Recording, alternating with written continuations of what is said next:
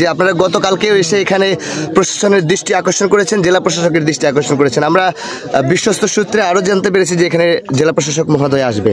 আমরা আপনাদের কাছে স্পষ্ট জানতে চাই যে 2024 পরবর্তী সময়ে প্রভাবশালী এই শব্দটি কি বাংলাদেশে থাকবে কিনা? আমরা আসলে যে প্রত্যাশা ছিল যে 2024 আগস্টের পর প্রভাবশালী এ কথাটা এখানে থাকার কথা নয়, কিন্তু এটা এখানে আছে, সারা বাংলাদেশে আছে, প্রশাসনের ভিতরে আছে, জবরদখলকারী যারা তাদের মধ্যে আছে। এটা হচ্ছে আমাদের জন্য দুর্ভাগ্যের, কারণ আমরা যে প্রত্যাশা নিয়ে মানুষ জীবন দিয়েছে, 17 বছর চেষ্টা করেছে, পারে নাই।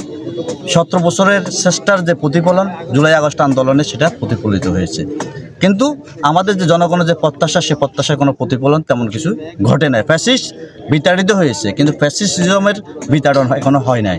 তা আমরা এই গত বছরও এই যে এখানে এই খালকাটাকে কেন্দ্র করে, পানি নিষ্কাশনকে কেন্দ্র করে এখানে শত শত মানুষ আহত হয়েছে, একজন মানুষ নিহত হয়েছে, অন্তত 50টারও অধিক গাড়ি ভাঙচুর হয়েছে, শুধুমাত্র বিভ্রান্তি তৈরি করে এখানে যারা এই যে অবৈধ দখলদারি, যাদের এখানে হাজার হাজার জমি, সরকারের জমি দখল করে ওরা প্রজেক্ট করেছে, যাদের নাম শোনা যাচ্ছে, এখানে স্থানীয় মানুষ যাদের নাম বলতেছে,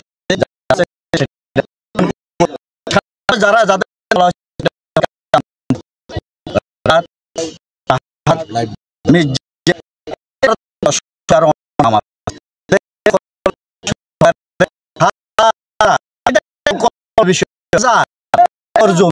এটা করা যায় না, তাদের দখলে আছে, অবৈধ দখলে, কিছুটা হয়তো বৈধ, বাকিটা সমস্ত অবৈধ।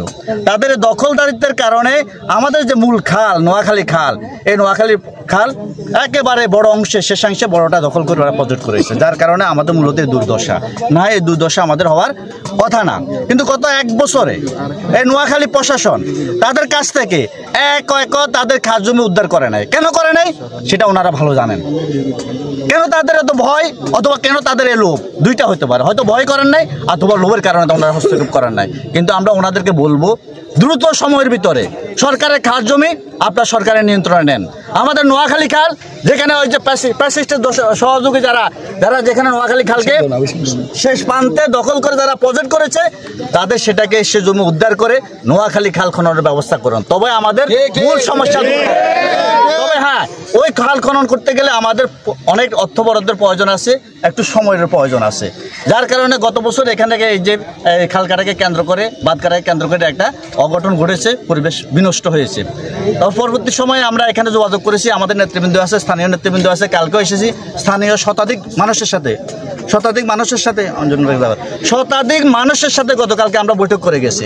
সবার দাবি একটাই, ভাই যেভাবে হোক আপনাদের যে দাবি, এই পানি নিষ্কাশন করা, এই বাঁধ কাটা, আপনাদের দাবির সাথে আমরা শতভাগ একমত। আপনারাও আপনাদের মতোই আমরা কিন্তু বিপদে আছি। এখানকার স্থানীয় যারা, তারা এখানে আমার গতকালকে আমি ভিডিও পোস্ট করেছি, ওরা দাবি একটা, ভাই প্রশাসনের সাথে কথা বলে আমাদেরকে পানি থেকে, জলাবদ্ধতা থেকে মুক্তি দেন। কিন্তু আমরা আজকে একটা কথা স্পষ্ট বলতে চাই, সেটা হলো বাঁধ কাটতেই হবে না, এটা আমাদের কোনো দাবি নয়। আমাদের দাবি হচ্ছে, মূল দাবি হচ্ছে একটা, পানি নিষ্কাশন করতে হবে।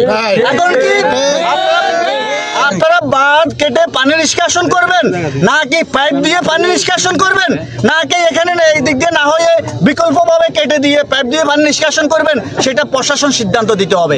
কিন্তু আমাদের দাবি একটা, পানি নিষ্কাশন করতে হবে, এই ব্যবস্থা প্রশাসনকে করতে হবে, অন্যথায় আমাদের আন্দোলন প্রশাসনের ডিপার্টমেন্টের বিরুদ্ধে চলবে। আমরা এটা বলি, গত এক বছর আমরা মানববন্ধন করেছি, স্মারকলিপি দিয়েছি, ব্যক্তিগতভাবে যোগাযোগ করেছি। ন্যূনতম এই নোয়াখালীতে, বিশেষ করে কবিরহাট উপজেলায় একটি খাল খনন তো দূরের কথা, সংস্কার তো দূরের কথা, পরিষ্কার পর্যন্ত ডিপার্টমেন্ট করতে পারেনি। এরকম মন্ত্রণালয় আমরা চাই না, এরকম ব্যর্থ মন্ত্রণালয় আমরা চাই না। আমরা মনে করি পানি সম্পদ মন্ত্রণালয়ের ব্যর্থতার জন্য এই পুরো মন্ত্রণালয় বিলুপ্ত ঘোষণা করা উচিত, কারণ তারা দায়িত্বহীন।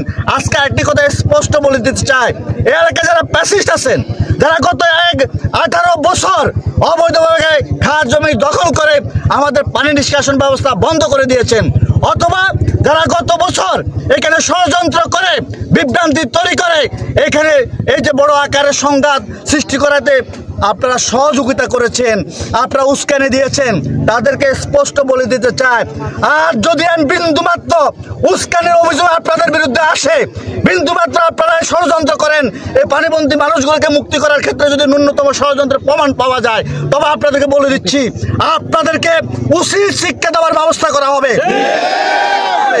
আমরা আবারও বলছি, বাঁধ কাটতে হবে, এটা আমাদের কোনো দাবি নয়। আমাদের দাবি হচ্ছে পানি নিষ্কাশন করা। সেটা কি পাইপ দিয়ে হবে না বাঁধ কেটে হবে, যেটা মানুষের জন্য বেশি বেটার অথবা কম ক্ষতিকর হবে, আমরা নিজেরাও সেটাই চাই। আমরা এই কবিরের উপজেলার লক্ষ লক্ষ মানুষকে পানিবন্দী অবস্থা থেকে, জলবদ্ধ অবস্থা থেকে আমরা মুক্তি দিতে চাই। আরেকটু কথা ভাই প্লিজ, আরেকটু কথা, সেটি হচ্ছে আমরা যেমনটি জানি আজকে যে দাবিটা, এটা কিন্তু কোনো রাজনৈতিক দল, কোনো রাজনৈতিক দলের না, এটি হচ্ছে সর্বসাধারণের, জনগণের দাবি। এটি আজকের এই পানিবন্দী নিষ্কাশনের মুক্তির দাবি। কিন্তু আমরা ইতিহাস বলে শহীদ প্রেসিডেন্ট জিয়াউর রহমান খাল কেটে বাংলাদেশের আইকন হয়েছেন। আপনারা বাংলাদেশ জাতীয়তাবাদী দল, বিশেষ করে যদি কোনো দল এই বাঁধ কাটার ক্ষেত্রে বা পানি নিষ্কাশনের ক্ষেত্রে যদি ভূমিকা না রাখে, আপনারা কতদূর কঠোর ভূমিকা রাখবেন? যদি আমাদের 19 দফা কর্মসূচির মধ্যে একটাই হচ্ছে খালকরণ কর্মসূচি। আমার শহীদ রাষ্ট্রপতি জিয়া রহমান যে কত অনেক দূরদর্শী চিন্তা করতেন, সেটাই আজকের প্রমাণ হলো। কেমন সেই 1978 সালের থেকে শুরু করে ওনার যে চিন্তা, আজকে আমরা এসে প্রমাণ পাচ্ছি যে হ্যাঁ, ওনার এই অত্যন্ত পরিকল্পিত চিন্তা যদি সরকারগুলো বাস্তবায়ন করতো, অন্তত গত 18 বছরে যদি ন্যূনতম খালগুলো সংস্কার করতো, খনন করতো, পরিষ্কার করতো, তাহলে বাংলাদেশের মানুষ এই যে জলাবদ্ধতা মুখোমুখি হতো না। তা আমরা অবশ্যই, এটা তো আমাদের একটা কর্মসূচি, আমরা আমাদের সরকার আসলো আরও ব্যাপকভাবে খাল খনন, খাল সংস্কার এবং অবৈধ জমি উদ্ধার এবং সার পরিষ্কারের যে কর্মসূচি, আমাদের এই কর্মসূচি আরও ব্যাপক থেকে ব্যাপকতর হবে। আমরা এটা চালিয়ে যাবো ইনশাআল্লাহ। আমরা গত বছর এই দিনে আমরা এখানে এসেছিলাম, কিন্তু আমাদের প্রশ্ন হচ্ছে এই 11 মাসে প্রশাসন কতটুকু এই নিয়ে ভূমিকা পালন করছে এবং আপনাদের থেকে কতটুকু সমন্বয় করছে? আশ্চর্যের বিষয় হলো, কালকে এখানে এসে আমরা যেটা জানলাম, কালকে অবশ্যই আমরা একটু মেজাজ হারিয়ে বক্তৃতা দিয়েছি, হয়তো এই জন্য আমি আন্তরিকভাবে দুঃখিত। কালকে এসে যেটা জানলাম, এখানে নাকি বিএডিসি এবং পানি উন্নয়ন বোর্ডের ইঞ্জিনিয়ার আসছেন বা কর্মকর্তারা আসছেন। এক পক্ষ আসি বললেন কি এখানে 10টা পাইপ দেওয়া লাগবে, 10টা পাইপ দিতে নাকি 8.5 লক্ষ টাকা লাগবে। তো ওনাকে বললো ঠিক আছে পাইপ দিন, বললো যে এখানে ইঞ্জিনিয়ার লাগবে। কারো কাছে পাইপ নাই, কারো কাছে 8.5 লক্ষ টাকা বরাদ্দ নাই, কারো কাছে ইঞ্জিনিয়ার নাই। আরে ভাই, এখানে যদি 10টা পাইপ দিয়ে যদি 8 লক্ষ টাকা লাগে, কত লক্ষ টাকা আপনারা লুটপাট করবেন? এটা তো সর্বোচ্চ 3 লক্ষ 4 লক্ষ টাকার বাজেট। আমাদেরকে 4 লক্ষ টাকা দেন, আর যদি টাকা লাগে আমরা যেটা দিয়ে পাইপ লাগিয়ে দিব। দেখেন তো কত টাকা লাগে। এটা লুটপাট করার একটা পরিকল্পনা, কারণ ওনারা পরিকল্পনা করতেছেন 100 কোটি টাকা লাগবে, 500 কোটি টাকা লাগবে, পরিকল্পনা পাঠাবেন, এটা আন্তর্জাতিকভাবে যাচাই হবে, বছরের পর পড়ে থাকবে। এরপর যদি 20 বছর 50 বছর পরে যদি আবার ফাইল উঠে আসে, তখন ওই ফাইলের পরিকল্পনার সাথে বাস্তবের সাথে মিল হবে না। ওনাদের প্রশাসনিক পরিকল্পনা, ওনারা যে এই সিস্টেমেটিক যে বিষয়, আমলাতান্ত্রিক যে জটিলতা, আসলে আমলাতান্ত্রিক জটিলতা যদি বহাল থাকে, এখানে খালও খনন হবে না, পানিও নিষ্কাশন হবে না, বাদে পাইপও দেওয়া হবে না। আমরা ওনাদেরকে বলবো, কালকেও বলেছি, যদি পানি উন্নয়ন বোর্ড এবং বিএডিসি এসব যারা খাল খননের সাথে সম্পৃক্ত অথবা জলাবদ্ধতা নিষ্কাশনের সাথে সম্পৃক্ত, আপনাদের কাছে যদি ইঞ্জিনিয়ার না থাকে, আপনাদের কাছে যদি 8.5 লক্ষ টাকা 5 লক্ষ টাকার বরাদ্দ যদি বাজেট না থাকে, আপনাদের এই ডিপার্টমেন্ট নোয়াখালীতে রাখার কোনো প্রয়োজন নাই। এটা অফিস বন্ধ করে চলে যান, অন্য জায়গায় নেন, কারণ এইটুকু বরাদ্দ আপনারা কাজ করতে পারবেন না। আপনাদের বছরের পর বছর লক্ষ লক্ষ টাকা, আজকে মনে হচ্ছে গত 1 সপ্তাহ 15 দিনে ওনারা যত ইঞ্জিনিয়ার আসছেন, পর্যবেক্ষক আসছেন, ওনারা যত এই তদন্তকারী কর্মকর্তা আসছেন, মনে কয়েক লক্ষ টাকা শেষ হয়ে গেছে। ওইটা থেকে যদি 10% 20% টাকা ওনাদের পর্যবেক্ষণ বাদ দিয়ে বরাদ্দ দেওয়া হতো, এতদিনে পানি নিষ্কাশন হয়ে যেত। পানি নিষ্কাশনটা হয়ে। ধন্যবাদ। আমরা আসলে আর রোদ পাচ্ছি না।